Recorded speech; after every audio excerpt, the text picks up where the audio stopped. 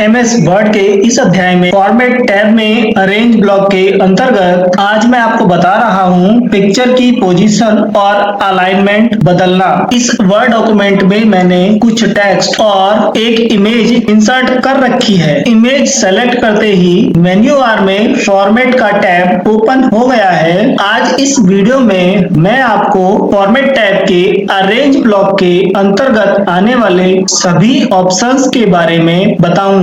यहाँ पर सबसे पहला ऑप्शन है पोजीशन। इस ऑप्शन की सहायता से आप किसी भी वर्ड डॉक्यूमेंट में पिक्चर को अलग अलग पोजीशन पर सेट कर सकते हैं। इस पर हम जैसे ही क्लिक करेंगे तो यहाँ पर आपको टेक्स्ट और इमेज की अलग अलग पोजीशंस दिखाई देंगी। जैसे जैसे हम अलग अलग पोजीशन पर क्लिक करते हैं या माउस के कर्सर को ले जाते हैं, प्रीव्यू में आप उसको देख सकते हैं। ये देखिए, ये पिक्चर यहाँ पर कॉर्नर पर आ गई। अब इसमें से आपको जो भी पोजीशन सेट करनी हो उस पर आप क्लिक कर दें। जैसे मैं यहाँ पर फर्स्ट वाली पोजीशन को सेलेक्ट कर रहा हूँ और इस पर क्लिक कर दूंगा तो आप देखेंगे कि यह पिक्चर बिल्कुल कॉर्नर पर आ गई है और फिर टेक्स्ट स्टार्ट हो गया है। अब हम देखते हैं अगला ऑप्शन। यहाँ पर मैं आपको बता दूं कि पोजीशन वाले टैब पे क्लिक करने से सिर्फ पिक्चर की जो पोजीशन है वह चेंज होती है और टेक्स्ट पिक्चर की पोजीशन के अनुसार एडजस्ट हो जाता है। टेक्स्ट रैपिंग की सहायता से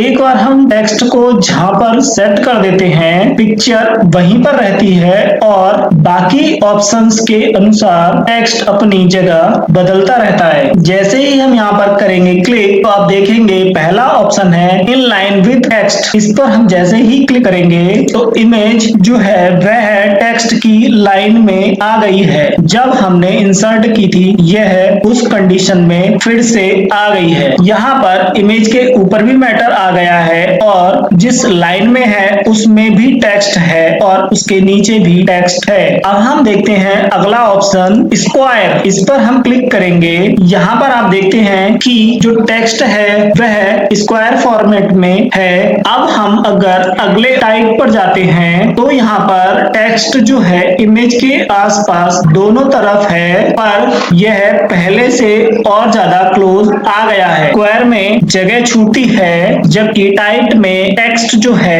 इमेज के और पास आ जाता है। यदि हम थ्रो ऑप्शन चुनते हैं, यहाँ पर अगर कोई जगह हो तो वहां पर भी टेक्स्ट आ जाएगा। यहाँ पर हमारी इमेज स्क्वायर है तो यहाँ पर टेक्स्ट आपको नहीं दिख रहा है। नेक्स्ट ऑप्शन है बिहाइंड द टेक्स्ट। तो आप देखेंगे कि जो इमेज है वह टेक्स्ट के पीछे चली गई है और टेक्स्ट उसके ऊपर आ गया है। यहाँ पर अगला ऑप्शन है इन फ्रंट ऑफ टेक्स्ट। तो आप देखेंगे कि जो इमेज है वह टेक्स्ट के ऊपर आ गई है और जो टेक्स्ट है वह नीचे चला गया है। इसके बाद अगला ऑप्शन है टॉप एंड बॉटम। इस पर हम जैसे ही क्लिक करेंगे तो जो टेक्स्ट है हमारा कुछ ऊपर हो गया है और कुछ नीचे हो गया है। इमेज हमारी बीच में आ गई है। यह जो ऑप्शन मैंने आपको बताए यह इमेज के पास छोटा सा स्क्वायर है, यहाँ पर क्लिक करने पर भी मिल जाते हैं। आप जैसे ही राइट क्लिक करेंगे तो आपको यहाँ पर सारे ऑप्शंस मिल जाएंगे। In line, square, tight, behind text, in front of text, top and bottom, through and more layout options. आप चाहें तो उनको यहाँ से भी राइट क्लिक कर यूज कर सकते हैं। ये देखिए, जैसे मैं यहाँ पर टेक्स्ट रैपिंग पे जाऊंगा और स्क्वायर पर क्लिक करूंगा तो आप देखेंगे कि यहाँ पर ये इमेज स्क्वायर फॉर्मेट में आ गई है। यहाँ पर अगला ऑप्शन है एडिट रैप पॉइंट्स। इसकी सहायता से आप इमेज पर बने पॉइंट्स की सहायता से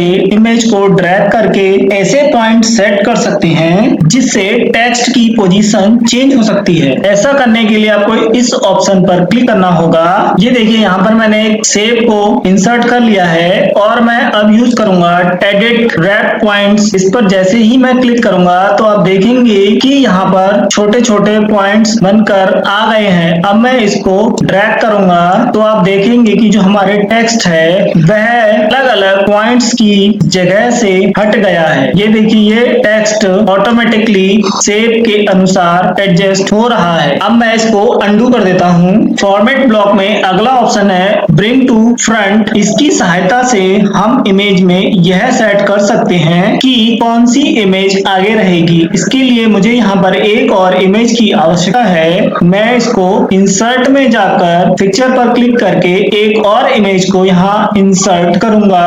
यहाँ पर मैंने एक और पिक्चर इंसर्ट कर दी है और यह जो पिक्चर है वह पुरानी वाली पिक्चर से अलग जगह पर आ रही है। यदि हम चाहते हैं कि जो इमेज हमने इंसर्ट की है यह लोगो वाली इमेज इसके ऊपर नजर आए तो हम ब्रिंग फॉरवर्ड ऑप्शन पर क्लिक करेंगे तो आप देखेंगे कि यह जो लोगो वाली इमेज है नीचे वाली इमेज के ऊपर आ गई है। यदि यहाँ पर 2 से अधिक इमेजेस हैं, किसी इमेज को आगे लाने के लिए हम ब्रिंग फॉरवर्ड ऑप्शन का उपयोग करते हैं। हमको यहाँ पर यदि कई सारी इमेज दी होती तो हम उस इमेज को सेलेक्ट करेंगे और ब्रिंग फॉरवर्ड ऑप्शन पर जाएंगे, उससे सेलेक्ट की गई इमेज आगे की तरफ आ जाएगी। इसी तरह से यदि किसी इमेज को पीछे की तरफ भेजना है तो उस इमेज को सेलेक्ट करके सेंड टू बैक ऑप्शन पर क्लिक करेंगे तो आप देखेंगे कि यहाँ से लोगो वाली इमेज पीछे की तरफ चली गई है। अगला ऑप्शन है अलाइनमेंट। अलाइनमेंट की सहायता से आप पिक्चर का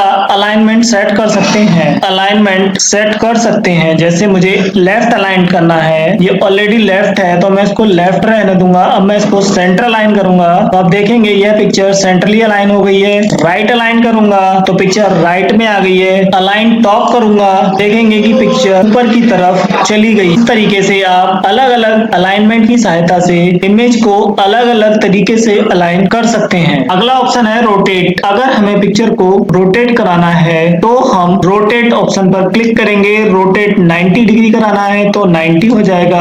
अगर रोटेट लेफ्ट 90 कराना है तो हम लेफ्ट 90 पर क्लिक करेंगे तो आप देखेंगे कि इमेज लेफ्ट साइड में रोटेट हो चुकी है। रोटेट के अंतर्गत अगला ऑप्शन है फ्लिप वर्टिकली, तो आप देखेंगे कि इमेज वर्टिकली फ्लिप हो चुकी है। ऐसे ही अगला ऑप्शन है रोटेट हॉरिजॉन्टली, तो आप देखेंगे कि इमेज हॉरिजॉन्टली रोटेट हो चुकी है। एमएस वर्ड के फॉर्मेट टैब में अरेंज ब्लॉक के अंतर्गत हमने आज आपको बताया पिक्चर की पोजीशन और अलाइनमेंट बदलना।